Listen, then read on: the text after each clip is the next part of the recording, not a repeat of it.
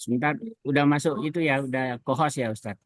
Assalamualaikum warahmatullahi wabarakatuh. Assalamualaikum. Waalaikumsalam. Alladzi bi ni'matihi tatimmu shalihat. Alladzi anzalas sakinata fi qulubil mu'minin liyazdadu imanan ma'a imanihim. Asyhadu an la ilaha illallah wahdahu la syarikalah wa asyhadu anna Muhammadan abduhu wa rasuluhu. Allahumma shalli ala Muhammad wa ala ali Muhammad. Amin. Alhamdulillah, puji dan syukur kita panjatkan kepada Allah Subhanahu wa taala. Pagi hari ini kita masih diberi kesempatan oleh Allah. Hari ini kita tahu kajian pertama di tahun 2025 bersama Ustadz kita, Ustadz Imam Kanul Imam Rantau, yang akan menyampaikan nanti hikmah-hikmah petuah-petuah agung dari Maha Guru Imam Athaillah. Yang insya Allah pada pagi hari ini beliau akan menyampaikan hikmah yang ke-28 dan nanti kalau sempat hikmah kayak ke-29. Bapak Ibu sekalian, Alhamdulillah dan satu Ustadz ada Om kami ini baru wafat tadi malam, Oh, Besar Dr. Hasim Jalal yang cukup banyak ininya kontribusinya kepada Indonesia yaitu mengenai hukum laut ya. Jadi Indonesia jadi lebih luas.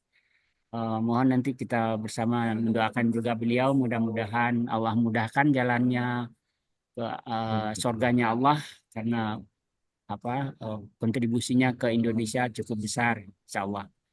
Baik Bapak Ibu sekalian, kita mulai acara kita dengan sama-sama baca basmalah. Bismillahirrahmanirrahim. Kepada Ustadz kami persilakan. baik. Terima kasih, Pak Mas. Bismillahirrahmanirrahim. Assalamualaikum warahmatullahi wabarakatuh. Waalaikumsalam warahmatullahi wabarakatuh. Alhamdulillah, alhamdulillahi rabbil alamin.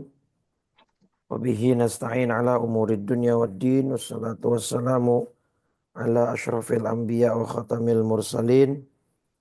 Sayyidina wa nabiyyina wa maulana Muhammadin wa ala alihi wa ashabihi haqqa qadrihi wa miqdarihi al-azim. Subhanaka la ilma lana illa ma 'allamtana innaka antal alimul hakim.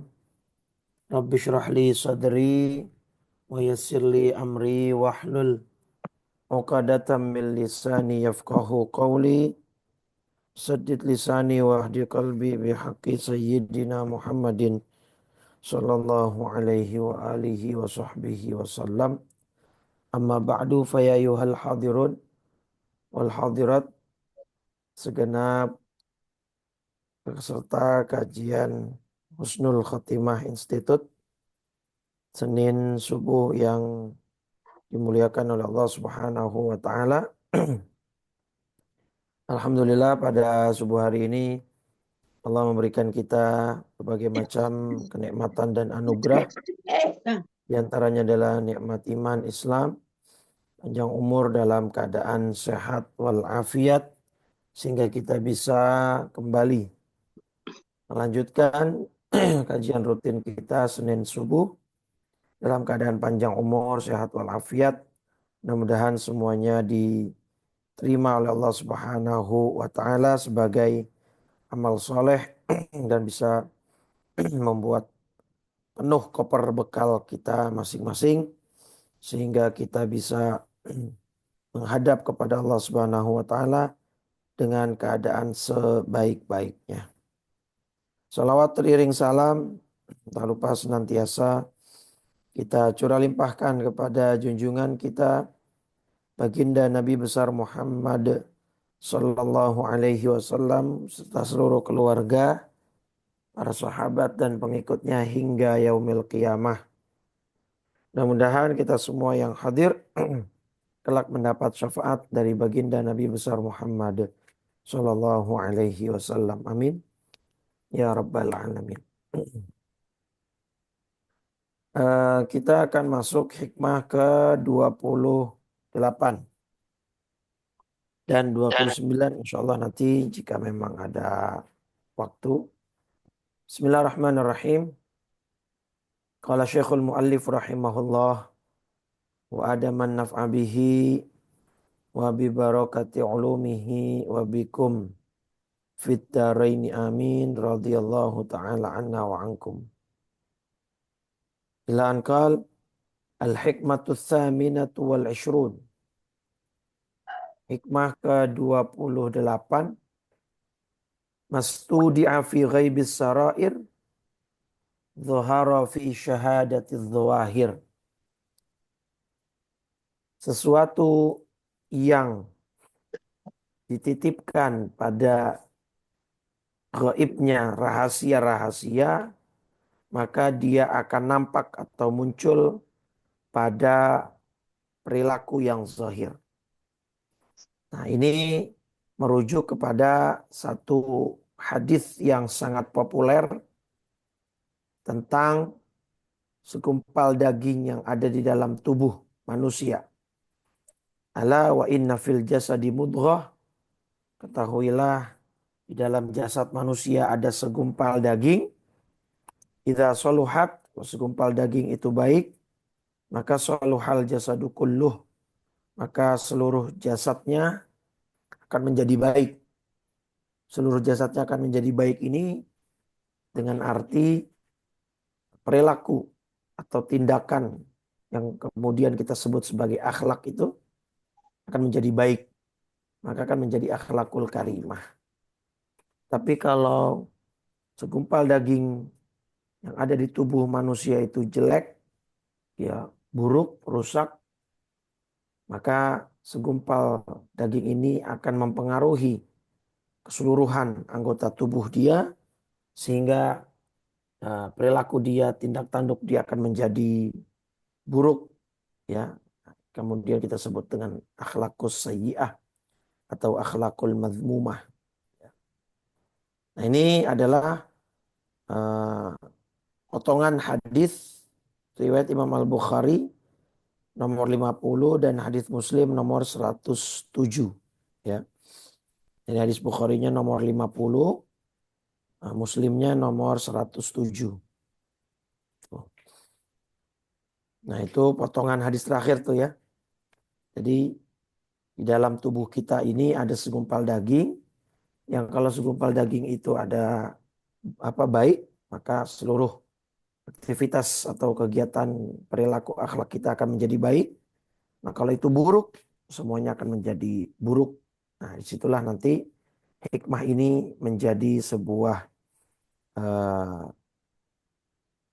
kalimat yang indah. Jadi sesuatu yang tersembunyi di dalam kegaiban rahasia, maksudnya di dalam hati, itu dhahara fi syahadatiz zawahir, dia akan nampak sepenuhnya di dalam lahiriah. Jadi kalau simpelnya di judul-judul banyak itu batiniyah itu mempengaruhi lahiriah seseorang. Atau sebaliknya, kalimatnya kita rubah, lahiriah seseorang itu sangat amat bergantung kepada batiniyahnya, kepada kolbunya, gitu ya. Pada kolbunya dia. Nah, jadi kalau ini sudah kita pahami, harapannya kita bisa lebih fokus nih untuk juga mentreatment kolbu kita, untuk kita juga memberikan perhatian kepada kolbu kita, karena ini sumbernya nanti orang itu bisa menampilkan akhlak yang baik ataupun yang buruk ya dari kolbu ini, ya, dari dalam batiniahnya ini.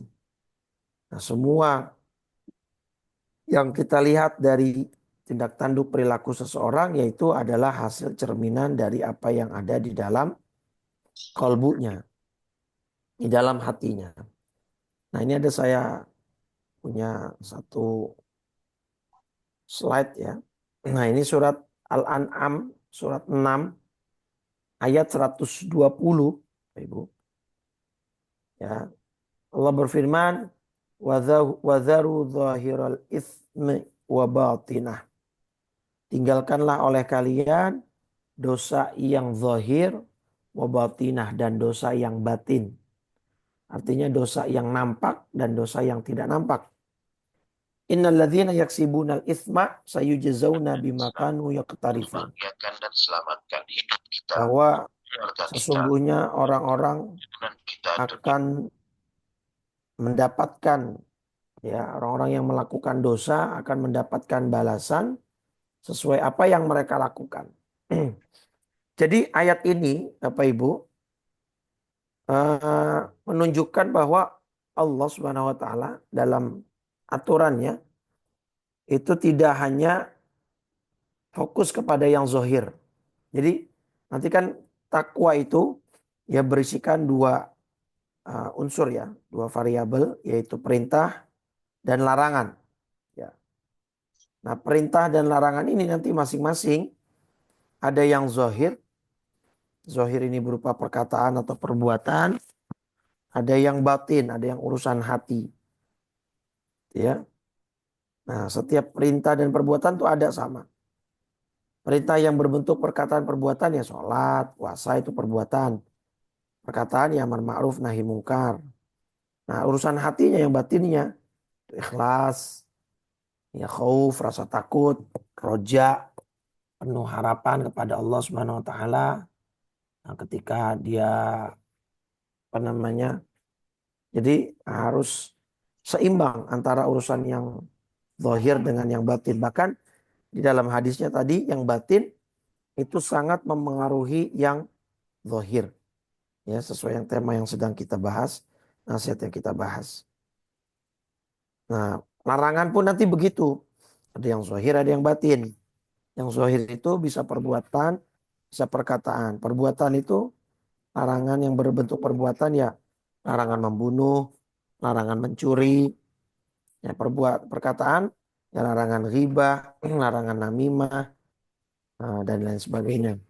Urusan hati itu larangannya ya sombong, ujub, riya dan seterusnya gitu ya. Nah, jadi ayat ini menjadi sebuah dasar untuk kita tidak hanya memperhatikan yang zohir saja gitu ya. Justru yang seringkali mempengaruhi zohir itu adalah batin. Ya. Nah, sekarang begini, dalam contohnya misalnya dunia otomotif, ya mobil atau motor gitu. Itu kan kita rasanya sepakat lah ya, bahwa the important part, ya, bahwa bagian atau part terpenting dalam sebuah motor dan mobil itu yang akan menjadi sumber penilaian utama itu adalah mesin kan gitu ya. Jadi kalau kita mau beli mobil motor yang bekas apalagi gitu ya, itu pasti yang dicek pertama kali mesinnya. Pernah turun mesin enggak gitu ya. Masih prima enggak, terus track record apa namanya servis rutinnya ada atau tidak gitu ya. Bagaimana cara merawatnya. Adapun bagian-bagian lain seperti body gitu ya. Ya mungkin dicek tapi ya kalaupun ada baret, penyok sedikit itu bisa masih lebih mudah untuk diperbaiki dan lebih murah. Ya. Ketimbang kalau yang rusak itu bagian mesin, bagian transmisi gitu kan. Nah, jadi manusia pun begitu sama gitu ya. Nah, zohirnya mobil atau tenaga yang dihasilkan oleh mobil motor gitu kan ada berapa tenaga kuda gitu kan horsepower tergantung berapa cc dia punya kapasitas mesinnya gitu ya.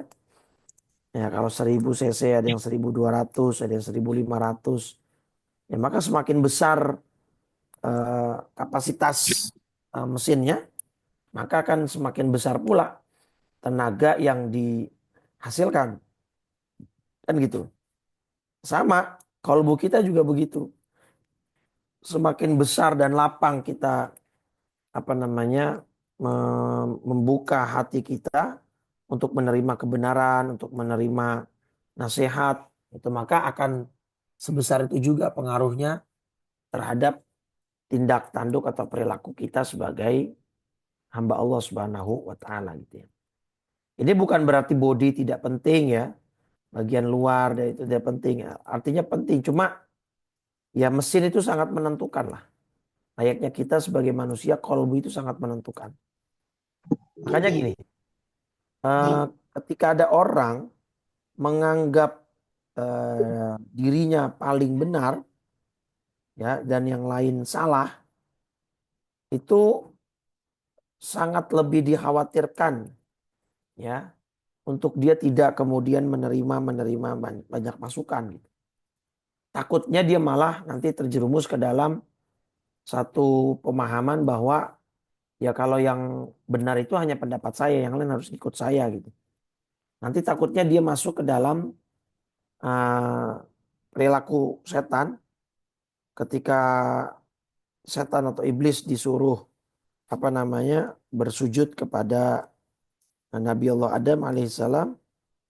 Kemudian salah satu jawaban yang sangat populer lah ya, sebagaimana Allah abadikan kisahnya di surat Al-A'raf surat 7 ayat 12. Ketika ditanya, kenapa sih kamu gak mau sujud kepada sesuatu yang aku ciptakan dari tanganku sendiri, kata Allah ya, yaitu Nabi Adam alaihissalam.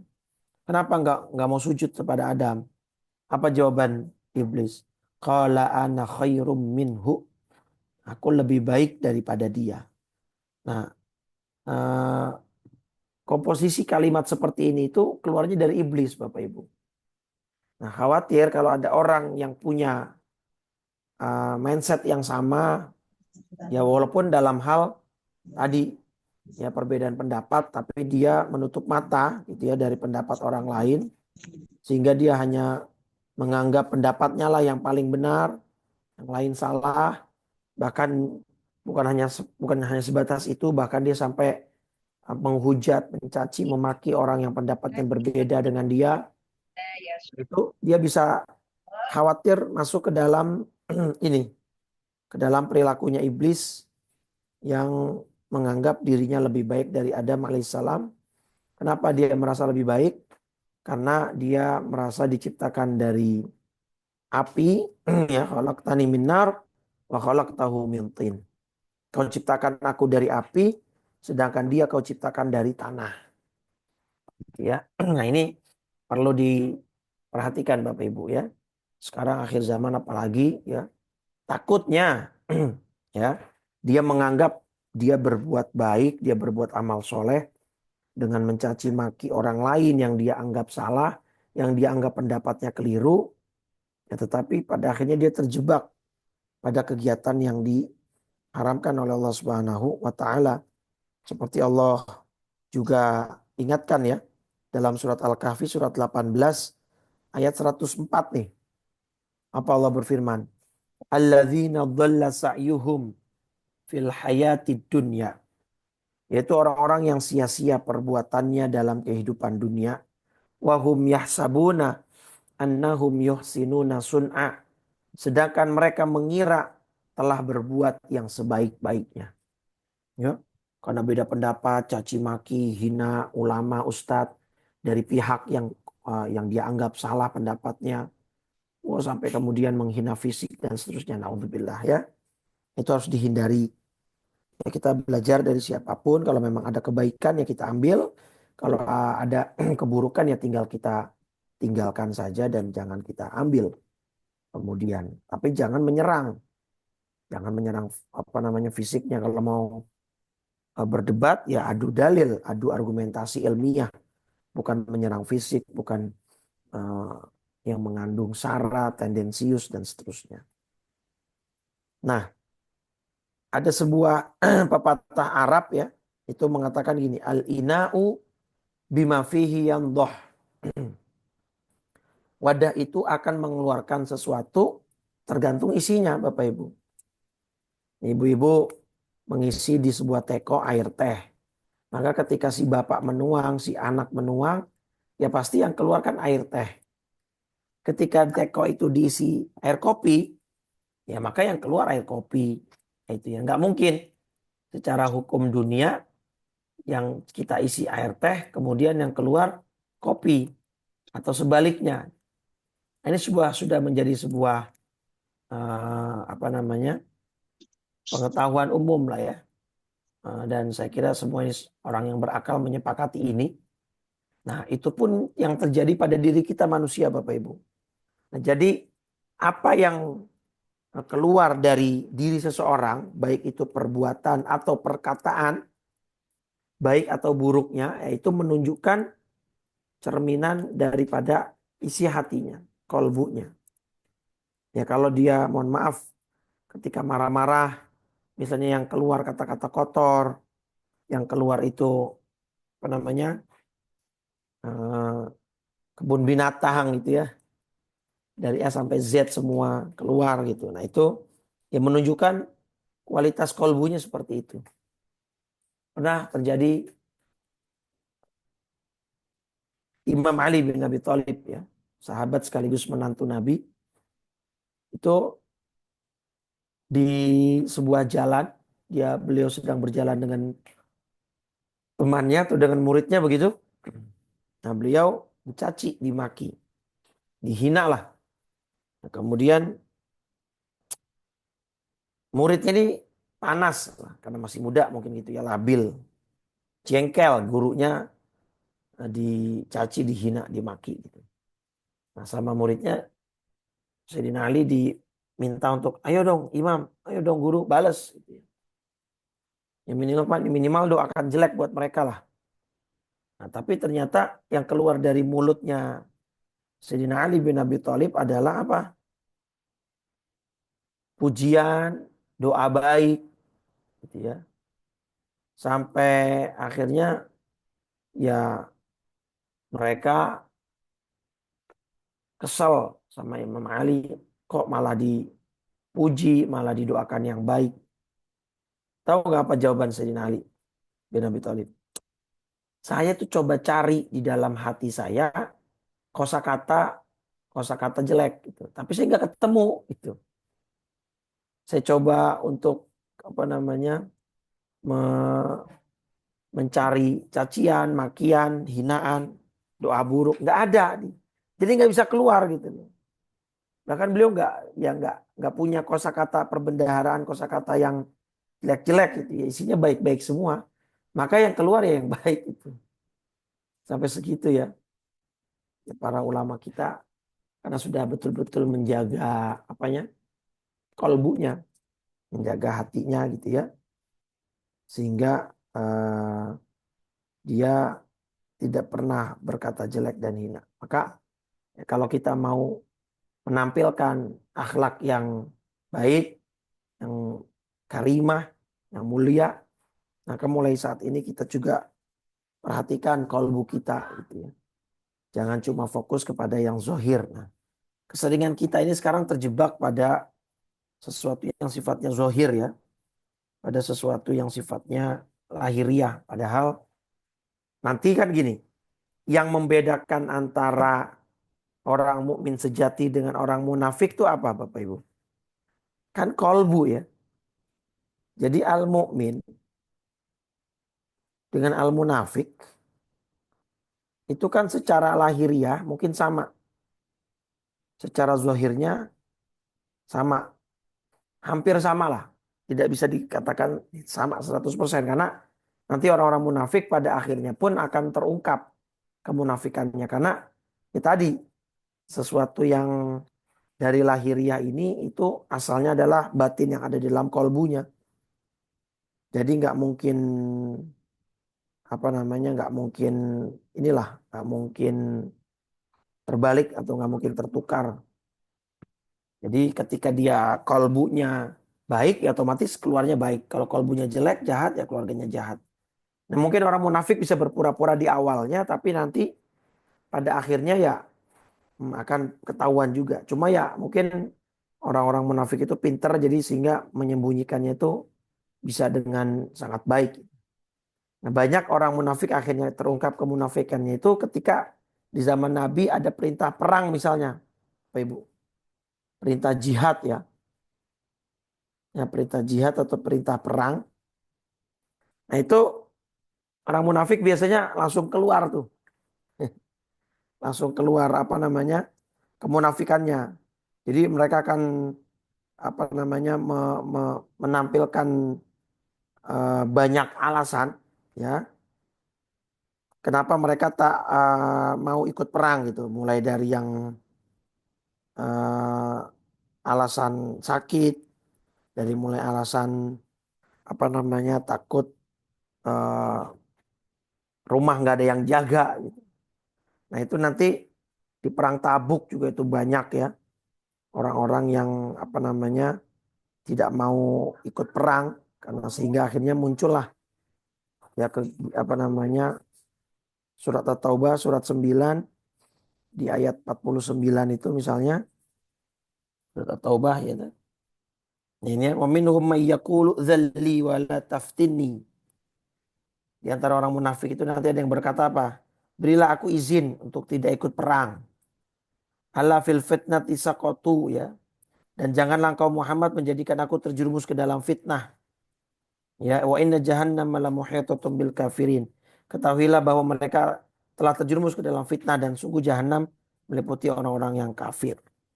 Jadi akhirnya muncul tuh di banyak peperangan, terutama di perang Tabuk, orang-orang yang munafik akhirnya keluar aslinya. Tapi memang dari zaman Nabi orang munafik ini sulit diatasi, Bapak Ibu. Nabi itu paling susah, paling terkendala itu paling kesulitan berinteraksi dengan orang-orang munafik. Kalau dibiarkan, didiamkan mereka ini seperti ya serigala berbulu domba yang musuh dalam selimut, bisa menggerogoti Islam dari dalam. Tapi kalau dibunuh nanti yang ada image-nya jelek gitu. No, lihat no. Muhammad membunuh temannya sendiri gitu kan.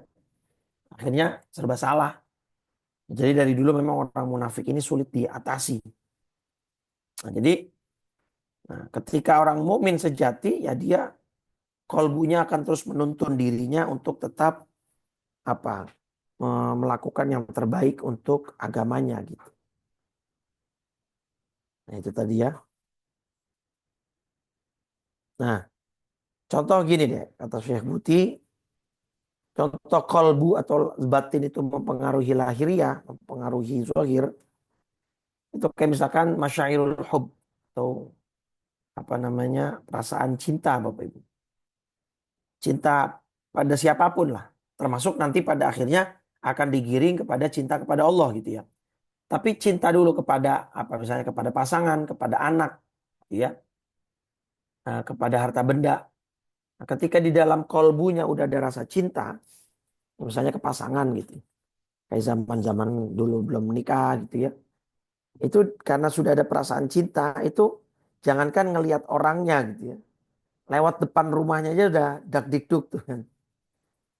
Nah, ketika dia punya perasaan cinta kepada anak misalnya. Nah, apa namanya sebesar apapun usaha untuk melindungi anaknya dia akan lakukan. Nah, artinya apa? Perilaku atau tindakan seseorang itu kan sangat dipengaruhi oleh batinnya, oleh kolbunya. Nah, begitu juga cinta kepada Allah dan Rasul gitu Bapak Ibu. Nah, kalau kita punya cinta di dalam kolbu kepada Allah, maka impactnya apa? Ya dia akan terus mencari ridhonya.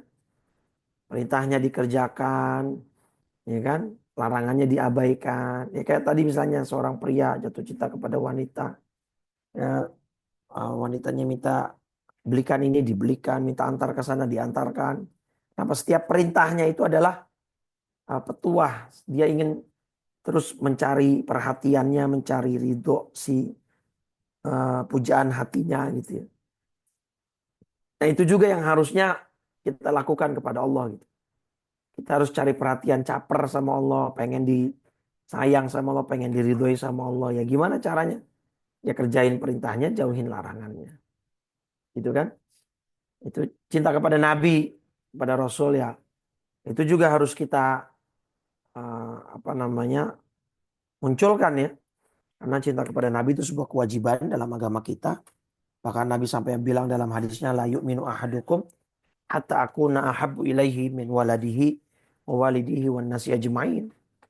Ya, kalian tidak dianggap beriman sampai aku menjadi orang yang paling kalian cintai. Melebihi siapa?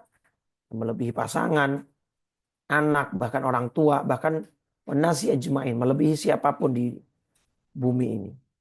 Jadi Nabi yang harus apa namanya kita cintai. Jadi perasaan cinta yang ada di kolbu ini itu akan menuntun seseorang melakukan tindakan.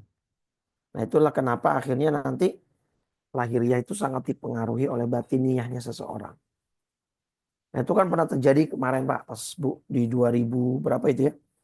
Saya mau kasih contoh betapa besarnya ini apa namanya pengaruh kolbu ya, terutama dalam hal ini soal cinta atau senang gitu ya. Jadi gini, di 2021 Bapak Ibu, restoran cepat saji ya McD itu bekerja sama dengan BTS. BTS ini adalah sebuah grup vokal ya, grup nyanyi gitu dari Korsel, Korea Selatan. Nah, mereka ini digandrungi sama pemudi Indonesia, para perempuan-perempuan, anak-anak perempuan remaja kita lah. Sampai mereka bikin fanbase di Indonesia. Kemudian mereka menamakan dirinya ARMY itu. Nah, ini 2021 nih Bapak Ibu, masih PSBB kalau nggak salah waktu itu ya. Pas zaman corona masih itu. Nah, itu saya ingat betul dalam waktu 2 jam ya, karena jadi BTS dan McD itu kerjasama, terciptalah nama BTS Meal. Padahal isi makanannya sama Bapak Ibu. Makanannya itu ya makanan McD semua. Cuma bungkusnya itu dilabeli atau dirubah dengan official BTS itu ya. Itu cuma 2 jam sold out Bapak Ibu. 2 jam itu sold out, laku laris. Karena waktu itu masih PSBB kan nggak boleh beli langsung ya, nggak boleh ada kerumunan. Akhirnya pada belinya dari online ya, pakai ojol. Akhirnya ojolnya yang bikin kerumunan. Akhirnya seingat saya waktu itu McD didenda 50 juta deh kalau nggak salah. Ya encer lah ya, padahal kenapa? Karena sudah labanya itu 32 triliun. Ya bayangin Bapak Ibu. Dah, yang lebih uh, me- membuat geleng-geleng kepala lagi, banyak dari mereka yang nggak kebagian, terus banyak yang menjual bungkusnya Bapak Ibu di e-commerce dan laku coba. Ini penampakan ininya ya, penampakan mealnya, makanannya gitu. Ya, jadi ya cuma begitu, sama saja sebenarnya intinya. Apa namanya, makanannya cuma beda bungkus gitu ya. Dan laku loh, ada yang beli sampah dengan harga 600.000 gitu. Ininya doang nih Bu, sampahnya doang Pak. Ya, bungkusnya doang gitu. Nah sekarang gini pertanyaan, kenapa ini bisa terjadi? Ya sampai geleng-geleng, nah, waktu itu pakar ekonomi juga sampai komentar gitu ya. Ini adalah satu fenomena yang kemudian mereka namakan sebagai sebuah apa namanya fenomena love apa gitu ya. Artinya sesuatu yang muncul dari uh, rasa dasar cinta gitu, dasar suka. Dan itu kadang-kadang tidak bisa kemudian disamakan dengan prinsip ekonomi atau marketing lainnya gitu. Maka ya nggak masuk akal, nggak make sense. Bungkus yang harusnya setelah makan kita buang, dijual laku 600.000 gitu Bapak Ibu. Nah ini menjadi sebuah bukti bahwa kalau sudah ada rasa cinta di dalam kolbu, rasa suka, rasa senang itu ya semua akan dilakukan secara optimal lah ya. Nah itulah contoh seberapa besar batiniah mempengaruhi lahiriah seseorang gitu ya. Tuh. Nah, berarti kita yang sudah mengetahui ini harus segera mungkin ya. Segera mungkin kita memperbaiki kolbu kita, memperhatikan kolbu kita, memberikan treatment lebih jauh lagi, terutama agar terhindar dari 4 racun hati nih Bapak Ibu. 4 racun kolbu. Apa 4 racun kolbu? Ya, ada 4 racun kolbu dalam kitab apa namanya Tazkiyatun Nafs. Itu pertama apa? Bulul kalam, banyak bicara. Nah ini yang harus kita perhatikan supaya kolbu kita bisa terus baik, bisa terus apa namanya murni, sehingga akan melahirkan tindakan-tindakan yang baik pula. Kedua, pertama banyak bicara, kedua banyak memandang, yang diharamkan tentunya ya. Ketiga, fudul akil, banyak makan. Yang keempat apa ya? Coba sebentar. Kita lihat dulu di kita tazkiyatun nafs. Nah, ini ya. Racun hati itu ada 4. Bentar. Nah, ini. Ya, fudulul kalam, banyak bicara. Fudulul nazar, banyak memandang. Fudulul to'am, banyak makan. Oh, fudulul mukhalatoh, ya banyak bergaul. Artinya tidak pandai dalam memilih teman. Saya banyak bergaul. Jadi banyak bicara, banyak memandang, banyak makan, dan banyak bergaul. Nah, ini yang kemudian apa namanya membuat kolbu kita akan beracun, akan rusak ya. Maka mulai sekarang kita harus punya silent treatment untuk tidak banyak bicara, ya, kemudian untuk tidak banyak memandang, kemudian untuk membatasi makan, ya, dan juga membatasi pergaulan sehingga kita tidak salah dalam memilih teman, sehingga kita tidak terpengaruh oleh teman-teman yang buruk yang membuat kita akan menjadi buruk pula. Ya. Nah, ini Bapak Ibu, ya, yang perlu kita perhatikan betul ini supaya kita tidak salah dalam bergaul, salah makan, dan jangan suka memandang. Nah, bahkan di sini ada sebuah perumpamaan dari Syekh Al-Buti. Orang yang memiliki kolbu yang baik itu seperti orang yang memiliki kekuatan super, kayak superhero. Kenapa? Karena dia bisa akhirnya nanti apa namanya melewati semua rintangan, semua tantangan, dan semua problem. Karena kolbunya sudah kuat, kolbunya sudah apa namanya tegar dalam menghadapi kehidupan ini, sehingga dia tidak mudah terpengaruh oleh banyak keadaan, terutama fitnah-fitnah akhir zaman ya. Belakangan ini yang kita lihat mungkin beritanya membuat kita geleng-geleng kepala dan mengelus dada.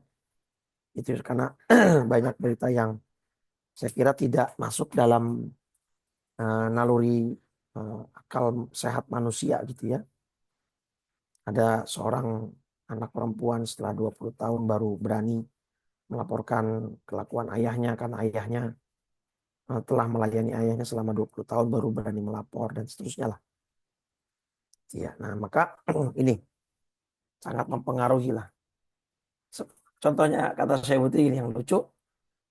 Contoh kecil orang kolbunya itu mempengaruhi lahiriah adalah saat lagi sholat. Coba. Kata saya coba lihat orang lagi sholat. Kalau terlalu banyak gerakan-gerakan yang tidak perlu ya. Seperti mainin baju.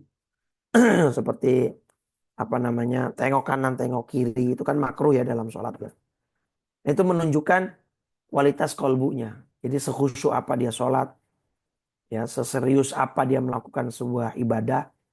Itu bisa dilihat dari cerminan apa namanya perilakunya. Nah, kalau dia perilakunya seperti itu ya, itulah menunjukkan kualitas kolbunya seperti itu. Makanya Allah menyatakan dalam surat Al-Mu'minun surat 23 ya ayat 1 dan ayat 2. Qad aflahal mu'minun, sungguh beruntung orang yang beriman, alladzina hum fi sholatihim khashi'un, yaitu orang-orang yang khusyuk dalam sholatnya. Ya. Nah, jadi inilah keberuntungan bagi orang-orang yang bisa mengelola kolbunya, mengelola hatinya gitu ya. Nah, cuma Syekh Buti mengingatkan nih, ada kelompok manusia yang salah dalam memahami peran kolbu ini. Salahnya gini, ya yang kayak orang liberal itu, Bapak Ibu. Mereka mengatakan ya sudah, kalau memang tempat penilaian Allah itu adalah kolbu, karena ada hadis ya. Innallaha la yanzuru ila suwarikum wala ila ajsadikum wala ila amwalikum. Allah tidak menilai kamu dari parasmu, dari fisikmu, dari hartamu. Ya, tapi walakin Allah yanzuru ila qulubikum. Allah menilai kamu dari hatimu gitu, dari kolbumu. Nah, orang-orang liberal kan akhirnya memahaminya, ya sudah. Berarti kalau apa? Kalau hati kita sudah terus bersama Allah, ya kita nggak usah sholat. Karena kan sholat itu, kata Allah, as-sholatu li dzikri. Sholat itu untuk mengingat aku, kata Allah. Dalam surat Toha ayat 14 itu kan. Surat 20, surat Toha ayat 14. Kata Allah, aqimis sholat li dzikri. Ya, laksanakanlah sholat untuk mengingat aku. Nah, mereka memahaminya serampangan tanpa kaidah ilmu. Ya udah, berarti kalau sudah ingat Allah nggak perlu sholat. Kalau kalbunya sudah baik, ya sudah lahiriahnya nggak perlu. Itu kan hanya dalil aja, hanya bukti aja. Lahiriah itu terhadap apa yang ada di dalam batin manusia. Tapi kalau manusia batinnya sudah baik, ya sudah nggak usah melakukan hal-hal yang seperti itu. Itu kekeliruan lah dalam memahami dalil, memahami ayat gitu ya, memahami nas teks agama. Nah, jadi sekarang gini, tadi contoh mobil motor misalnya kan, ya memang betul kita mengatakan mesin itu bagian terpenting. Tapi kan bukannya kemudian menjadikan yang lain menjadi tidak penting. Kalau mobil hanya mesin aja nggak ada bannya, nggak ada bodinya, nggak ada kacanya, nggak ada setirnya, gimana? Maka satu kesatuan itu menjadikan sebuah unit mobil atau motor itu menjadi utuh dan berfungsi kan. Nah, tetapi yang menentukan terbesarnya itu adalah di mesin. Sama, ya sholat kita, puasa kita itu memang menunjukkan apa yang ada di dalam kolbu kita. Itu menunjukkan berarti kita cinta sama Allah. Ya kita nurut sama perintahnya. Kita meninggalkan semua larangannya gitu kan. Nah, maka ya tetap sholat itu penting. Puasa itu penting karena Nabi melakukan itu semua gitu kan. Nabi melakukan hal-hal itu sebagai bagian dari kita melaksanakan apa yang diperintahkan oleh Allah Subhanahu wa taala. Jadi jangan kemudian juga mengatakan gak usah sholat. Apalagi kalau udah orang-orang yang sudah selalu ingat hatinya kepada Allah gitu. Gak perlu sholat. Ya, salah, sangat keliru. Itu ya, karena itu orang yang lucu lah. Gitu ya. Itu sangat buruk pemahaman seperti itu. Baik Bapak Ibu ya. Mungkin untuk hikmah yang ke-28 ini cukup sampai di situ penjelasannya. Kita masuk ke 29 atau ada yang ingin diperjelas dulu dari hikmah yang ke-28 ini. Silakan Bapak Ibu kalau ada yang mau diklarifikasi atau dipertajam mengenai hati ya. Mungkin lanjut aja dulu Ustaz. Baik. Nah, ini tadi kemudian Syekh Buti mengutip satu ayat lagi. Surat Al-Ahzab, surat 33 ayat 4. Ma ja'alallahu lirajulin min qalbayni fi jawfih. Allah tidak menjadikan bagi seseorang dua hati dalam rongganya. Ya, artinya ini memang nanti kaitannya dengan ini ya, cinta atau sayang kepada keluarga, istri, ya anak angkat dan lain sebagainya. Tetapi nanti ini juga bisa diarahkan kepada itu tadi. Kalau di dalam hati ini yang dominan adalah dunia, ya maka akhirat akan sulit masuk.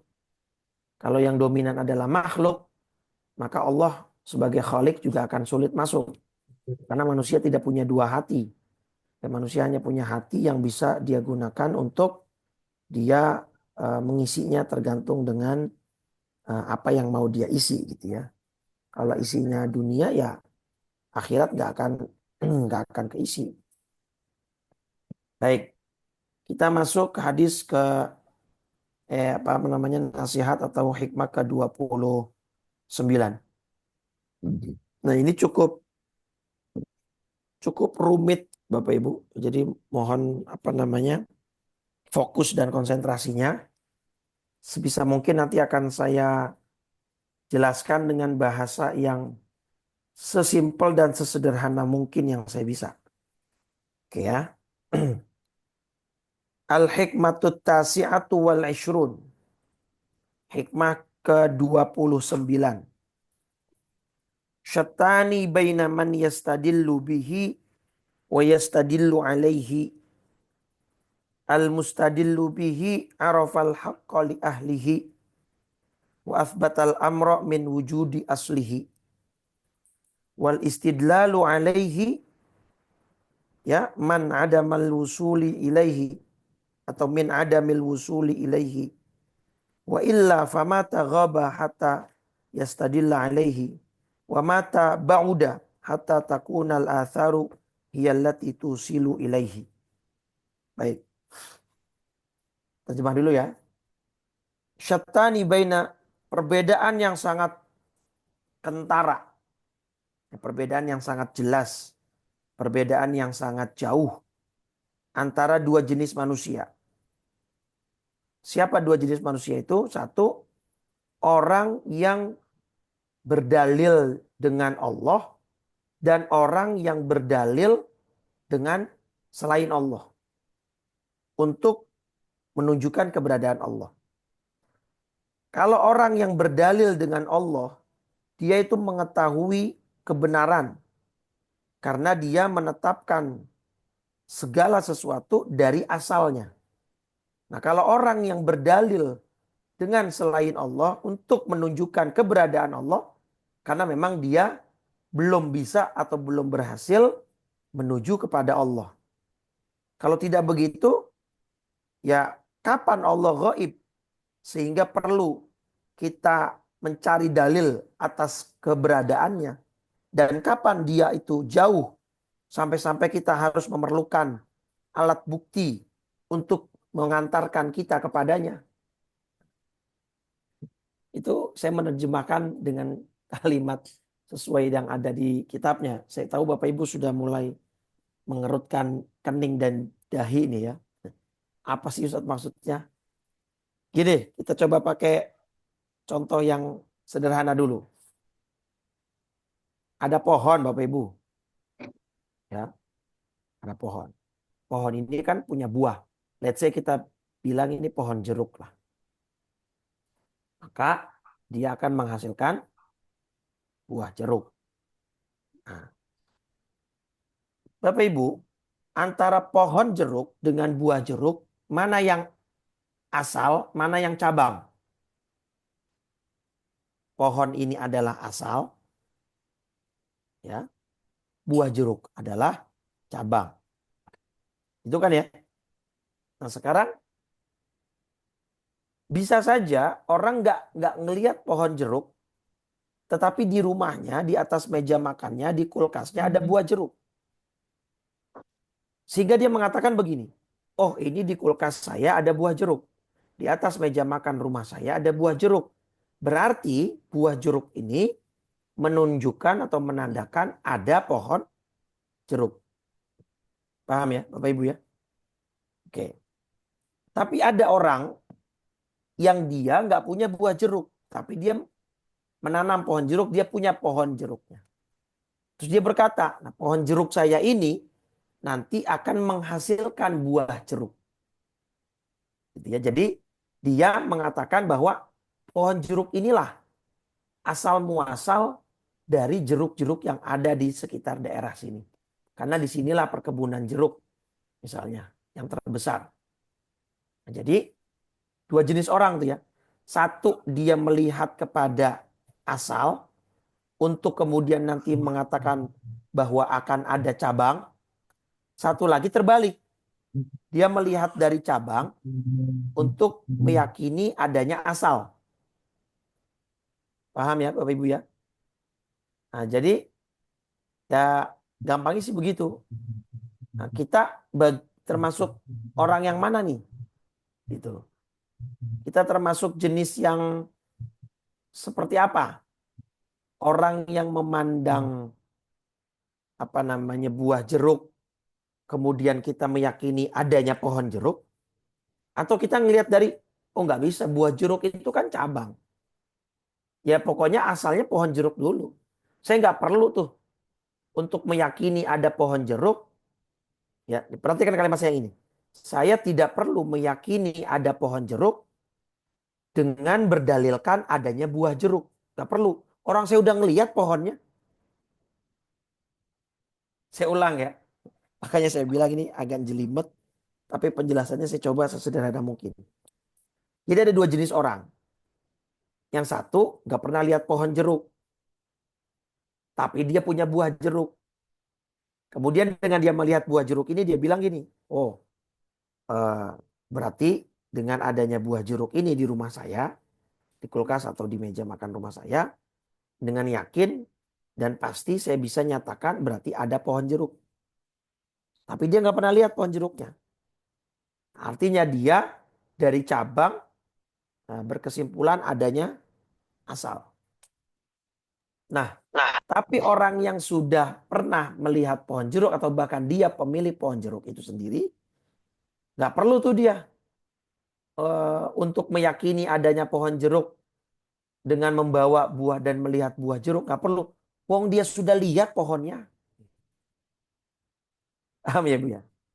Bapak ya. Nah sekarang contoh kedua. Ada seorang masuk ke dalam rumah yang gelap gulita. Ya, rumahnya ini gelap. Ada seorang masuk. Di rumah ini kemudian dia mencari sebuah penerangan. Cahaya, sebuah cahaya. Dia cari apa? Lampu. Atau mungkin senter.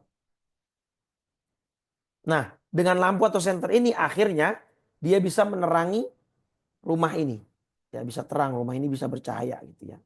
Ada lampu. Nah, akhirnya dia bisa melihat nih. Yang ada di rumah itu apa saja. Apa ada sofa, ada kasur, ada macam-macam perabot rumah tangga. Nah, kan orang berakal itu pasti akan memahami bahwa lampu inilah yang menjadi sumber pengetahuan dia terhadap apa yang ada di rumah. Betul nggak Bapak Ibu? Bukan sebaliknya. Bukan benda-benda yang di rumah menunjukkan adanya lampu. Ya bisa juga begitu, tapi kan yang apa namanya yang lebih tepat adalah dengan adanya lampu dia berhasil mengetahui semua apa yang ada di dalam rumah tersebut. Bukan sebaliknya. Artinya dia melihat ada benda ini, oh berarti ini saya bisa melihat lampu, berarti adalah saya bisa melihat benda seperti sofa, lemari, berarti ada lampu. Paham nggak Bapak Ibu bedanya? Jadi kita bisa mengetahui apa yang ada di alam semesta itu kan karena cahaya dari Allah. Waktu itu pernah kita bahas juga itu kan di dalam surat An-Nur ya. Surat An-Nur surat 24. Allahu nurus samawati wal ard. Allah lah yang menerangi dengan cahayanya ya seluruh alam semesta langit dan bumi. Jadi Allah yang menerangi. Jadi Allah itu asal. Nah, semua yang selain Allah itu adalah cabang gitu kan. Allahu nurus samawati wal ard. Surat An-Nur surat 24 ayat 35. Nah, ini dia. Allah lah pemberi cahaya kepada langit dan bumi. Gitu ya. Nah, jadi kita bisa tahu alam semesta ini itu karena kita punya akal. Ada cahaya yang masuk ke akal kita, cahaya Allah. Nah, jadi kita bisa tahu alam semesta, bisa mengagumi ciptaannya karena Dia yang memberikan kepada kita pengetahuannya. Ya, itu yang jenis manusia pertama. Nah, inilah kemudian nanti pada akhirnya manusia ada dua jenis. Kan tadi seperti ini ya. Contoh paling gampang ya pohon jeruk inilah. Ada orang yang meyakini bahwa ada pohon jeruk karena dia melihat buah jeruk. Ada orang yang meyakini pohon jeruk Ya karena dia melihat langsung pohonnya. Nah, berarti kata Syekh Ibnu Athaillah, ada dua jenis orang dalam mengenal Robnya, mengenal Allah. Pertama, jenis orang yang Rabbaniyin. Orang yang sudah mengenal Allah lebih dulu. Jadi dia seperti orang yang tadi tidak perlu melihat buah jeruk. Karena dia sudah melihat pohonnya. Maka dia yakin betul itu adalah pohon jeruk dan pohon jeruk itu ada. Nah maka para ulama, para aulia ussalihin itu untuk mengenal Allah nggak perlu ngelihat alam semesta Bapak Ibu. Nggak perlu dulu mentadaburi. Wah alam semesta ini sangat kompleks ya. Sangat presisi ya. Nggak mungkin nih nggak ada yang nyiptain nih. Wah manusia begitu sempurna ya. Laqad khalaqnal insana fi ahsani taqwim. Surat At-Tin, surat 95 ayat 4. Wah manusia ini begitu luar biasa ya. Susunan tubuhnya, ya semua yang ada di dalam tubuhnya. Mulai dari urat-urat, kemudian salur-saluran darah yang sangat tipis, otak. Wah gak perlu mereka tuh, para Rabbaniyun, orang-orang soleh. Kenapa? Karena mereka sudah kenal Allahnya. Mereka sudah sampai kepada Allah. Jadi mereka nggak perlu untuk melihat alam semesta. Itu jenis manusia pertama. Dan itu manusia-manusia pilihan. Termasuk Nabi kita Muhammad SAW tentunya. Apalagi di bulan Rajab ini kan ada peringatan Isra wal Mi'raj. Nabi Muhammad bahkan sampai ke Sidratul Muntaha. Tempat di mana malaikat Jibril saja tidak mampu untuk masuk ke dalamnya. Hanya Nabi Muhammad SAW, Nabi kita yang mulia, yang diizinkan dan yang diberikan kemampuan untuk masuk ke Sidratul Muntaha itu. Itu ya, setelah Sidratul Muntaha udah gak ada yang bisa lagi selain Nabi Muhammad SAW. Nah jadi itu manusia jenis pertama. Nah manusia jenis kedua kita nih Bapak Ibu, orang-orang awam, orang biasa gitu ya. Yang perlu ngelihat buah jeruk dulu untuk meyakini adanya pohon jeruk. Artinya apa? Kita perlu nih bertadabur. Ngelihat langit tanpa tiang. Ya, melihat hamparan tanah yang luas. Melihat tanaman yang berbagai macam aneka jenisnya. Warnanya, rasanya. Pisang saja ada berapa jenis. Mangga ada berapa jenis. Rasanya beda-beda, teksturnya beda-beda. Nah dengan adanya, oh ini ada alam semesta. Ini ada ciptaan. Ini ada karya yang sebegitu menakjubkan. Tidak mungkin karya yang sesempurna dan seperfect ini kalau nggak ada yang buat, gitu kan? Nah, maka saya meyakini dengan adanya alam semesta ini berarti ada sang pencipta, yaitu Allah Subhanahu wa taala. Nah, itu jenis orang yang kedua. Itu pun masih nggak masalah, masih bagus. Ya karena pada akhirnya endingnya tetap akhirnya orang-orang seperti itu ya termasuk kita meyakini adanya Allah Subhanahu wa taala walaupun melalui proses tafakur tadi. Ya melalui proses yang panjang, melalui proses yang mungkin cukup rumit gitu ya. Sehingga dia perlu proses untuk meyakini keberadaan Allah Subhanahu wa taala, ya. Nah, kalau orang-orang alim, orang-orang soleh itu tidak perlu begitu. Kenapa? Karena mereka sudah sampai kepada Allah duluan gitu. Jadi mereka sudah dalam tanda petik ya, melihat Allah di dalam hatinya, di dalam kolbunya. Melihat Allah di dalam pendengarannya, di dalam pikirannya. Jadi gak perlu lagi tuh mereka melihat alam semesta sebagai bukti keberadaan Allahnya. Karena mereka sudah melihat Allahnya. Sama kayak tadi, orang yang sudah melihat pohon jeruk gak perlu bukti buah jeruk untuk meyakini dirinya bahwa pohon jeruk itu ada. Kenapa? Karena pohon jeruk ini asalnya gitu. Nah Allah kan asal. Nah kita yang orang awam itu melihat keberadaan alam semesta ini bukan salahnya ya. Artinya kenapa kita perlu bertafakur itu karena kita menganggap eksistensi alam semesta ini ada. Padahal keberadaan alam semesta ini ya tidak eksis kan. Artinya wujuduz zati al-hakiki. Keberadaan zat yang hakikat adalah hanya Allah. Semuanya cabang dari Allah kan gitu. Cabang dari Allah artinya semuanya ciptaannya gitu. Nah, ya sangat, nah, manusia jenis ketiga ada kata Syekh Buti. Lebih parah lagi, yaitu orang yang udah tahu ada buah jeruk, dia makan buah jeruknya, dia rasakan manis dan asamnya, tapi dia tetap denial, tetap keras kepala mengatakan, oh saya nggak percaya ada pohon jeruk. Kenapa? Karena saya belum pernah lihat pohon jeruk. Nah, ini orang yang ketiga, inilah orang-orang kafir, orang ateis, ya, yang tidak mempercayai Allah Subhanahu Wa Taala dan lain sebagainya. Nah ini orang yang sangat jauh dan bodoh lah. Kenapa? Buah jeruknya dia makan, tapi dia bilang nggak ada pohon jeruk. Nah itu lucu. Nah kita minimal yang kedua lah Bapak Ibu. Tapi ya nggak masalah kata saya Buti. Kita masih masih bagus lah seperti itu. Artinya kita tetap apa namanya, tetap pada akhirnya apa namanya, pada kesimpulan kita meyakini keberadaan Allah Subhanahu wa Ta'ala.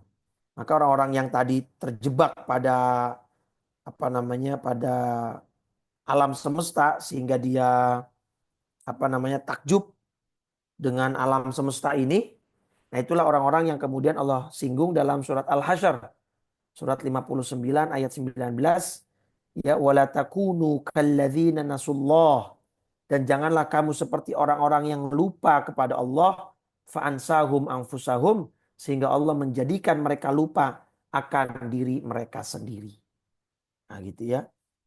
Ya itu tadi, ngelihat alam semesta bukannya membawa dirinya meyakini keberadaan Allah, malah tetap mengingkarinya, malah tetap jauh daripada kebenaran hakikinya dan seterusnya. Dan Allah bilang di ayat 20-nya surat Al-Hasyr surat 59, la yastawi ashabun nari wa ashabul jannah. Tidak sama para penghuni neraka dengan para penghuni surga. Ashabul jannati humul faizun. Para penghuni surga itulah orang-orang yang memperoleh kemenangan dari Allah Subhanahu wa Ta'ala. Nah itu ya. Jadi ada dua jenis itu. Maka kata saya Ibnu Athaillah berbeda sekali. Ya dua jenis manusia itu. Nah, tetapi ya tetap apa namanya, orang yang jenis kedua itu tetap baik, tetap bagus. Karena pada akhirnya dia berkesimpulan bahwa Allah Subhanahu wa Ta'ala ada dan dia meyakini dan beriman kepada Allah. Walaupun tadi melalui proses ya melihat alam semesta dan lain sebagainya. Dibandingkan orang yang ketiga yang sudah melihat alam semesta, dia meyakini bahwa alam semesta ini indah, tapi dia terjebak dalam penjara pikirannya, ya penjara idenya, sampai dia tidak kemudian tidak sampai kepada kesimpulan bahwa ini ada penciptanya, ini ada Allah yang mengaturnya gitu ya, sehingga apa namanya dia terjebak pada kekufuran dan keras kepalaannya. Nauzubillah min dzalik. Nah, itulah orang yang paling buruk di dalam agama kita, agama Islam, karena sudah diberikan akal, sudah diberikan semua perangkat untuk dia mengetahui keberadaan dan hakikat Allah Subhanahu wa Ta'ala. Atau kayak gini deh gampangannya lagi, contohnya bayangan kita Bapak Ibu, atau bayangan benda lah. Nggak mungkin kan bayangan benda itu lebih besar dari aslinya secara hakikat loh ya. Tidak mungkin, ya hanya bayangan gitu, hanya refleksi saja. Nah kita ini sebenarnya nggak ada. Ya keberadaan hakikat alam semesta termasuk manusia ini sebenarnya nggak ada. Kita ini ya hanya bayangan gitu. Kita hanya cabang dari ciptaan Allah Subhanahu wa Ta'ala. Sehingga rasanya sangat bodoh kalau ada orang yang menganggap keberadaan segala sesuatu itu hakiki sehingga dia tertutup, terhijab. Ya, itu kita sudah bahas tuh. Kenapa Anda bisa terhijab gitu. Makanya tadi di hadis ke-28 ini kan di kalimat terakhirnya apa? Wa illa famata ghaba hatta yastadilla alaihi. Kapan Allah itu ghaib? Kapan Allah itu hilang sehingga kita butuh sesuatu untuk menunjukkan keberadaannya gitu. Artinya gini Pak, sesuatu yang kita perlukan bukti untuk kita mencari keberadaannya kadang sesuatu yang hilang ya. Paham nggak? Kita kehilangan motor, kita cari buktinya dari CCTV. Kita kehilangan benda apa, kemudian kita cari. Nah, Allah itu nggak pernah hilang. Allah itu nggak pernah gaib. Kenapa kita cari? Kenapa kita butuh bukti untuk mencari keberadaannya? Oh, nggak pernah gaib, Allah nggak pernah hilang. Allah ada, Al-Hayyul Qayyum, yang maha hidup. Wal awwal wal akhir. Dialah yang awal dan akhir. Wal zahir wal batin. Dialah yang nampak dan yang tidak nampak. Allah nggak pernah gaib. Masa kita butuh bukti untuk mencari keberadaannya, gitu ya. Wa mata ba'udah. Dan kapan Allah pernah jauh? Oh, kita sudah pernah bahas juga di hikmah keberapa, ya. Dengan ayat Allah lebih dekat daripada urat leher, urat nadi manusia. Ya. Kapan Allah pernah jauh sehingga kita butuh benda yang untuk kita menyampaikan diri kita kepadanya. Contoh, kita mau ke Semarang harus pakai alat transportasi. Mau pesawat, mau kereta, mau kendaraan pribadi, mobil, bus, angkutan umum. Kenapa kita butuh itu? Jauh, Bapak Ibu. Paham nggak? Ini kalimat indah sekali. Kalam ini indah sekali. Tadi yang pertama, kenapa kita butuh bukti? Allah nggak pernah hilang dari kita. Kenapa kita perlu segala sesuatu alam semesta untuk menunjukkan keberadaannya? Allah nggak pernah hilang. Allah selalu ada, wal awal wal akhir, wal zahir wal batin. Nah, terus yang kedua, wa mata ba'uda, kapan Allah pernah jauh? Allah nggak pernah jauh dari kita, gitu kan? Kenapa kita butuh sesuatu untuk mengantarkan kita kepadanya? Allah nggak pernah jauh. Kita butuh tadi alat moda transportasi kalau sesuatu itu jauh jaraknya dari kita. Betul kan, Bapak Ibu kan? Sehingga makanya kita butuh gitu ya terhadap suatu moda transportasi itu. Nah, karena sesuatu itu jaraknya jauh dari kita. Nah, Allah nggak pernah jauh dari kita, Bapak Ibu. Maka apakah masih perlu kita memerlukan alat sesuatu? Ya, dalam hal ini adalah alam semesta yang kita jadikan untuk kendaraan kita, dalam tanda petik kendaraan menuju Allah Subhanahu Wa Taala. Allah nggak pernah jauh gitu. Nah, makanya tadi sangat besar perbedaannya antara orang-orang yang rabbaniyun, para orang soleh, para walinya Allah. Mereka itu nggak perlu alam semesta untuk mengenal Allah. Mereka sudah lebih dulu mengenal Allahnya, ya, ketimbang ciptaannya. Nah, kita yang orang awam belum sampai ke sana makomnya, maka kita butuh nih untuk mengetahui Allah melalui apanya, karyanya, melalui ciptaannya, gitu ya, melalui benda-benda yang ada di sekitar kita. Nah, yang sebenarnya itu tidak perlu, tidak butuh. Kan gitu ya. Tadi tuh, Allah nggak pernah gaib dari kita kok. Kenapa kita mesti cari perantara antara kita dengan Allah untuk kita mencarinya. Dan Allah nggak pernah jauh dari kita. Ya, kenapa kita mesti perlu dalam tanda petik kendaraan yang mengantarkan kita kepadanya. Gitu ya. Nah, itulah dua perbedaan yang sangat mendasar dari cara manusia mengenal Tuhan, yang mengenal Allah Subhanahu Wa Taala. Tapi mau jenis pertama ataupun kedua itu sama-sama baik. Cuma memang yang pertama itu lebih spesial lah, karena memang itu oleh Allah diperuntukkan untuk orang-orang yang spesial yang mengenal Allah Subhanahu Wa Taala. Nah, terakhir sebagai penutup di surat Al-Ankabut surat 29 ya di ayat 69. Nah, kita yang orang awam tadi yang perlu alam semesta, perlu bukti untuk mengenal Allah, itu tetap Allah akan berikan apa? Ridhonya. Walladzina jahadu fina lanahdiyannahum subulana. Surat Al-Ankabut surat 29 ayat 69. Dan orang-orang yang berjihad untuk mencari keridhaan kami akan tunjukkan kepada mereka jalan-jalan kami.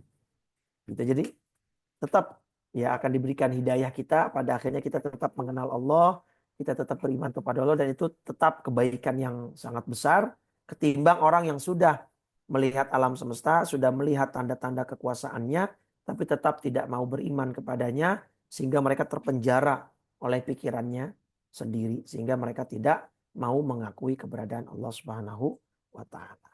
Baik Bapak Ibu, mungkin itu yang bisa saya sampaikan pada kesempatan Senin pagi hari ini di tanggal 13 Rajab 1446 yang bertepatan dengan 13 Januari 2025 Masehi.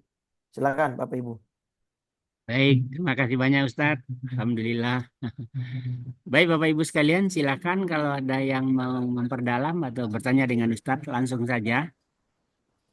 Kelihatannya Pak Abdul Syukur, silakan Pak Abdul Ya. Syukur. Assalamualaikum warahmatullahi wabarakatuh. Waalaikumsalam. Terima kasih Pak Maswar, Pak Ustadz. Ya. Saya ingin penjelasan yang lebih jelas lagi bagaimana cara kita itu mencintai Rasulullah lebih daripada mencintai dirinya sendiri atau keluarganya dan sebagainya. Terima kasih Pak Ustadz. Baik, itu memang PR besar kita Bapak Ibu. Karena kata Syekh Al-Qadhi Iyad dalam kitabnya tentang Rasul SAW, Syekh Qadhi Iyad itu punya sebuah kitab ya tentang Rasul SAW dari mulai fisiknya, bagaimana cara mencintanya. Itu kata beliau gini, manusia itu makhluk visual, Bapak Ibu. Ya, kita seringkali bisa mencintai seseorang itu karena kita pernah melihat, bertemu, berinteraksi. Ya paling tidak melihatlah wajahnya. Kayak tadi misalkan anak-anak muda yang suka dengan itu tadi, dengan artis Korea, karena dia kan melihat aktingnya, dia melihat filmnya, segala macam. Nah sekarang PR kita nggak pernah lihat Nabi, kita tidak hidup sezaman dengan Rasul. Bisa memang melalui mimpi. Dan itu ada jaminan dari Nabi, orang yang bermimpi bertemu beliau, itu sama dengan melihat beliau. Cuman kan nggak dari semua kita bisa punya itu. Maka kata Syekh Qadhi Iyad itu, ya ada 3 sebab atau 3 faktor kita bisa cinta kepada, ini sebenarnya kaidah umum ya buat siapapun. Pertama apa? Jamalus surah. Jamalus surah, keindahan fisik. Ya, ini sebab utama lah seseorang bisa cinta, bisa senang sama orang lain. Ya, tadi yang saya bilang manusia itu makhluk visual, makanya kan, mohon maaf, misalnya si mobil, motor itu kan suka ganti-ganti ya ininya, modelnya. Padahal mungkin mesinnya sama ya, karena memang tadi manusia itu melihat fisiknya. Nah, maka yang pertama, cari tahu tentang keindahan fisik Nabi. Abdul Syukur. Baca sering-sering kitab Syama'ilur Rasul tuh, karya Imam Tirmidzi. Sudah banyak ininya terjemahannya. Jadi kita akan disuguhkan tuh di kitab itu, di kitab Syama'ilur Rasul itu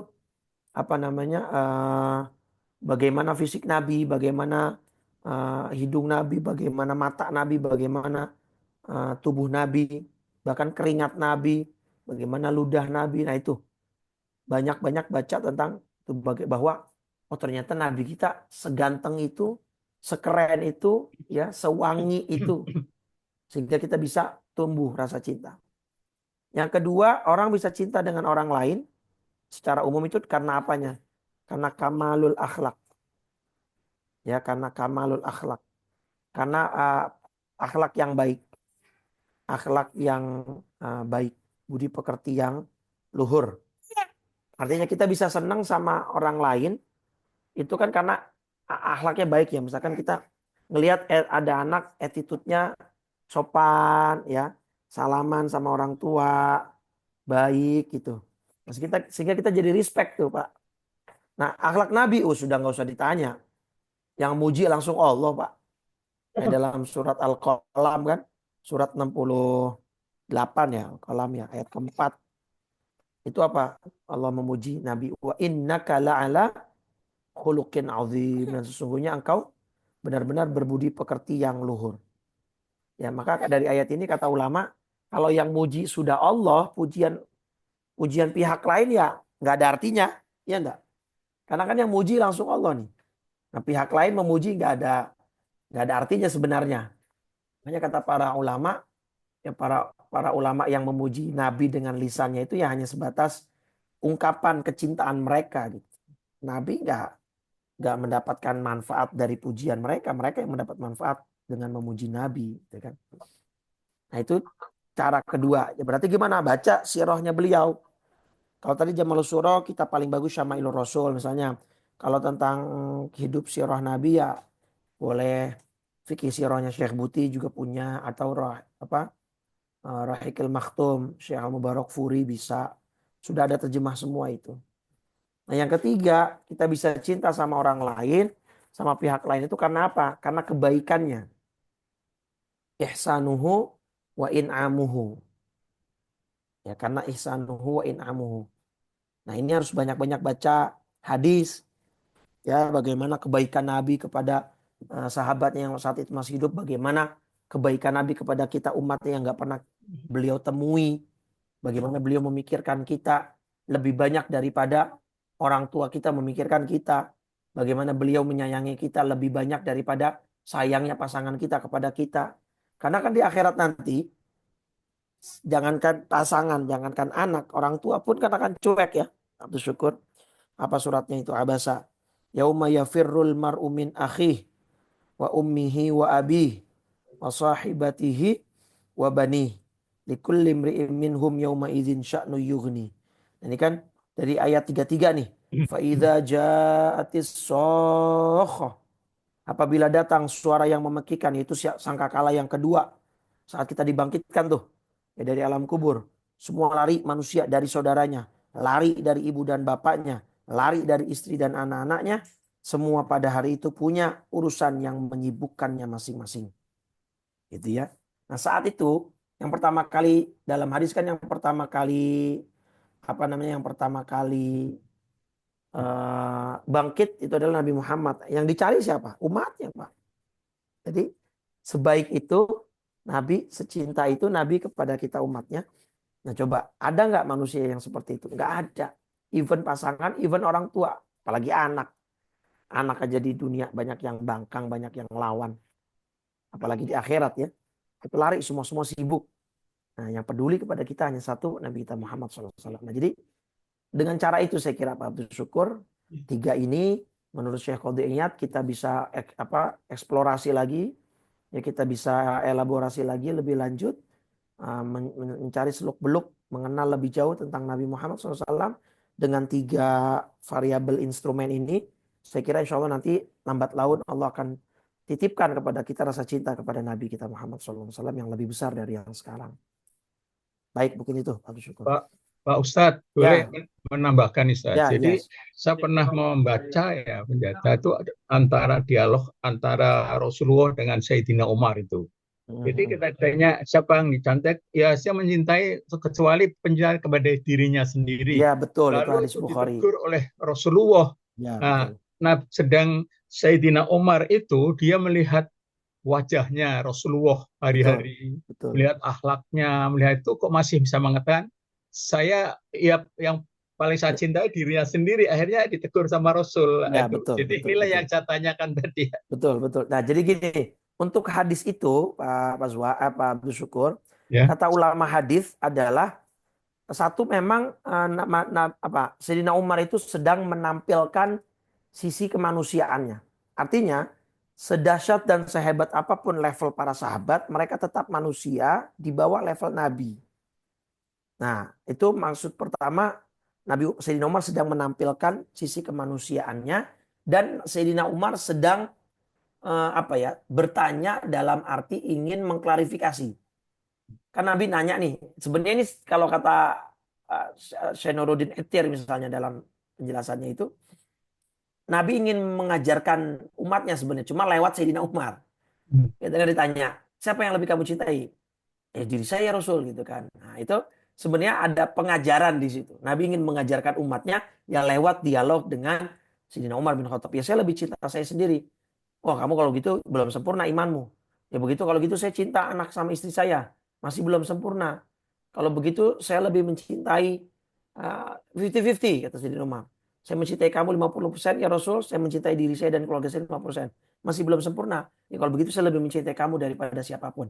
Nah, baru idzan anta sekarang kamu baru beriman. Jadi sebenarnya Nabi ingin menampilkan sebuah pengajaran keimanan ya, bahwa mencintai Nabi itu harus lebih banyak, lebih besar porsinya daripada cinta kita kepada yang selainnya. Nah, adapun mungkin permasalahan yang mungkin tampil di dialog itu, Kok Sayyidina Umar bisa kemudian belum mencintai Rasul melebihi siapapun padahal sehari-hari melihat Nabi, ya bercengkrama, berinteraksi dengan Nabi. Ya itu tadi yang saya bilang. Jadi beliau menampilkan bahwa sisi kemanusiaannya. Sekelas sahabat saja yang berinteraksi dengan Nabi setiap hari itu masih pada awalnya masih belum bisa mencintai Nabi melebihi siapapun. Tapi kan pada endingnya ketika Nabi Muhammad wafat, Pak, siapa yang paling nangis, Pak? Siapa yang paling nggak terima bahwa Nabi dibilang wafat? Ya Sayyidina Umar itu sendiri kan, yang sampai akhirnya dinasihati oleh Abu Bakar. Ya, laqad khalat min qablihir rusul afa immata au qutilan qalabtum ala aqabikum. Ya, Nabi Muhammad itu bukanlah Tuhan gitu. Artinya dia hanya juga seperti manusia biasa. Qad khalat min qablihir rusul, telah lewat sebelumnya rasul-rasul yang lain. Afa immata, apakah ketika beliau mati atau terbunuh kamu ini akan kembali seperti yang dulu, artinya tidak beriman, artinya kembali murtad.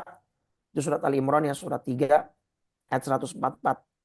Nah ternyata pada akhirnya yang sangat cinta kepada Nabi sampai akhirnya Sayyidina Umar seperti kayak hilang kendali, ya Sayyidina Umar gitu. Akhirnya dinasihati oleh Abu Bakar dengan membaca ayat ini, wa Muhammadun illa rasul, dan Muhammad hanyalah seorang rasul. Sebelumnya telah berlalu beberapa rasul. Ya fa imma tau qutilan qalabtum ala aqabikum, apakah jika dia wafat atau dibunuh kamu akan berbalik ke belakang menjadi murtad lagi. Nah itu kan nasihat Abu Bakar kepada Umar dibacakan ayat ini. Nah, pada akhirnya Umar seperti itu. Nah ini menunjukkan kepada kita bahwa manusia berproses. Yang tadi saya bilang apalagi kita ya yang melihat Nabi saja perlu proses untuk mencintai Nabi melebihi siapapun, apalagi kita. Maka itulah pentingnya kita terus untuk mengkaji ilmu agama. Ya, baik mungkin itu Pak. Syukurullah. Ya, itu ihsanuhu Ustaz, istanuhu wa apa itu Ihsanu wa Ustaz? in'amuhu. Wa in Ihsanu amuhu. in'amuhu, iya, kebaikannya dan kedermawanannya. Oh, terima kasih. Baik, baik. Baik Ustadz, terakhir barangkali dari chat ini Ustadz, Ya, ini silakan. sehubungan dengan 4 racun Hati. kalbu itu Ustadz. Yang Ya. pertama itu banyak bicara. Nah, ini mohon pencerahan Ustadz bagaimana menghadapi orang yang banyak berdebat ya, dan berargumentasi tentang misalnya keberadaan Allah Ya, Subhanahu wa ya. taala. Baik, baik. Ada saja pertanyaan yang berusaha memojokkan kita gitu Ustaz. Baik, baik. Nah, kiat-kiatnya gimana Ustaz? Baik, saya kira yang ditanyakan oleh penanya ini Ibu siapa itu? Ibu Tazia ya, di kolom komentar. Saya Ibu kira ini Tazia. Ibu Tazia, kita sudah bisa mengidentifikasikan lah siapa kelompok yang Ibu Tazia maksud. Karena memang kelompok itu sukanya begitu Ibu. Ya kelompok itu sukanya berdebat, berargumentasi, sesuatu yang saya kira bagus kalau memang di ranah ilmiah untuk mencari kebenaran. Tapi kan yang faktanya terjadi di masyarakat, mereka memojokkan untuk memenangkan pendapat dia dan mengalahkan pendapat kita. Itu tadi yang saya bilang di awal. Hati-hati kalau kita berdebat untuk seperti itu, nanti kita merasa diri kita lebih hebat, lebih mulia daripada orang lain gitu. Termasuk keberadaan Allah. Nah, kelompok mereka itu meyakini Allah ada di atas langit, Allah duduk di atas kursi, singgasana arsy. Itu sama sekali tertolak dalam akidah Ahlussunnah wal Jamaah Bapak Ibu. Ya, itu nanti ada penjelasan panjang Ibu. Ya, nanti kapan-kapan kalau ada waktu kita bahas, itu ada ayat namanya ayat muhkamat dan ayat mutasyabihat. 99% ulama tafsir dalam kitab tafsirnya tidak ada yang berani mentasybih. Mentasybih itu menyamakan Allah dengan makhluk. Kalau kita mengatakan Allah bertempat di atas arsy, Allah duduk di atas kursi, kita menyamakan manusia dengan Allah dengan manusia. Padahal dalil paling gampangnya saja surat Al-Ikhlas. Apa surat Al-Ikhlas? Walam yakul lahu kufuwan ahad. Tidak ada sesuatu yang setara dengan dia. Tidak boleh menyamakan manusia dengan makhluk. Surat Asy-Syura surat 42 ayat 11. Ya ini saya ambil kesimpulannya saja. Karena waktu kita terbatas. Surat Asy-Syura surat 42 ayat 11. Laisa kamitslihi syai'un. Ya, bahwa tidak ada sesuatu pun yang serupa dengan dia. Kalau kita bilang Allah bertempat di atas arsy, di atas langit, berarti Allah butuh kepada makhluknya. Berarti Allah butuh kepada ciptaannya, padahal ciptaannya lah yang butuh kepada dia.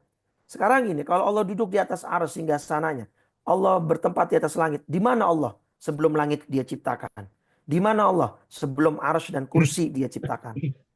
Nah, itu kan sangat akhirnya sangat terbantahkan dan sangat tidak stabil lah pemahaman itu semua. Ibnu Katsir, At-Tabari, Al-Qurtubi dalam tafsirnya, kita mengimani Allah bilang Ar-Rahmanu 'alal arsy istawa.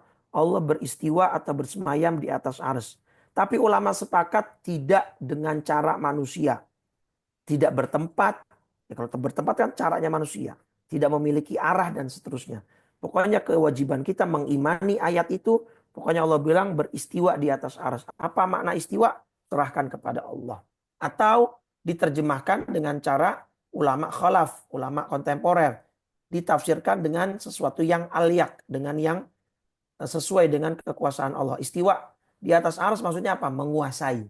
Kan kita juga suka biasa pakai kalimat begitu, Bu. Kasih contoh kalimat begini. Seorang aktris atau seorang aktor itu sedang naik daun. Sekarang saya tanya Ibu, naik daun itu apakah bisa diartikan literally naik di atas daun? Kan enggak. Naik daun itu adalah sebuah idiom, sebuah istilah untuk menunjukkan bahwa sedang populer. Nah, kalimat ayat Quran banyak yang seperti itu, bukan seperti yadullah fauqa aydihim. Ya, di dalam surat Al-Fat. Tangan Allah di atas tangan mereka. Apa Allah punya tangan? Tidak.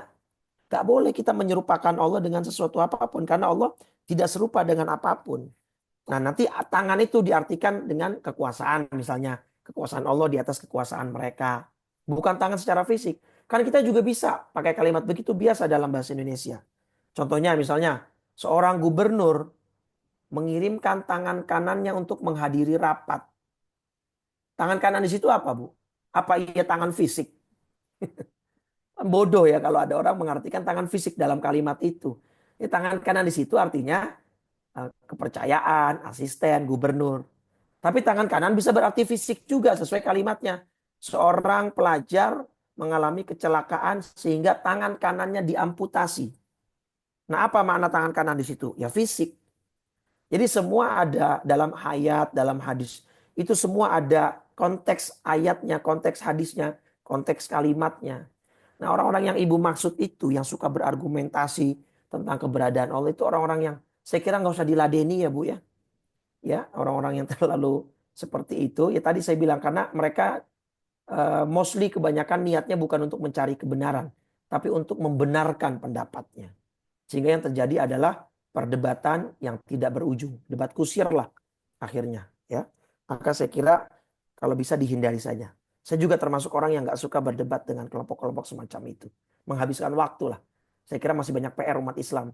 Kita mengentaskan kemiskinan, mengentaskan kebodohan. Ya, menyadarkan orang yang tidak mau sholat untuk menjadi sholat. Ini akhirnya kita sibuk. Ribut debat masalah ini bid'ah atau tidak, ini boleh atau tidak. Doya'al waqt, menghabiskan banyak waktu lah. Tapi kalau saya perlu menjelaskan ya saya jelaskan. Gitu kan. Tapi saya lebih memilih untuk menghindar lah. Untuk yang semacam itu. Jadi ini perlu diketahui saja untuk Ibu ya. Baik. Baik, jazakallah. Baik, Ustadz. Baik. Terima kasih Ya. banyak, Ustadz. Jadi Baik, kita Ibu. tutup, Ustadz. Sudah jam 7. Baik, terima kasih Bapak Ya. Ibu atas perhatian dan atensinya. Mudah-mudahan kajian kita subuh ini mendapatkan ridho dari Allah Subhanahu wa taala. Kita tutup dengan 3 kali kalimat tauhid. Qala Rasulullah sallallahu alaihi wasallam, afdalu ma qultuhu ana wan nabiyuna min qabli la ilaha illallah la ilaha illallah la ilaha illallah Muhammadur Rasulullah sallallahu alaihi wasallam. Kalimatu haqqin 'alaiha nahya wa 'alaiha namut wa biha nub'atsu insyaallah taala minal aminin. Allahumma inna nas'aluka husnal khatimah wa na'udzubika min syarril aqibati wa su'il khatimah. Ya muhawwilal hauli wal ahwal, hawwil ahwalana ila ahsanil hal. Rabbana atina fid dunya hasanah fil akhirati hasanah wa qina adzabannar. Wassallallahu ala sayyidina Muhammadin wa ala alihi wa sahbihi wasallam. Walhamdulillahi rabbil alamin. Subhanakallahumma wa bihamdika asyhadu an la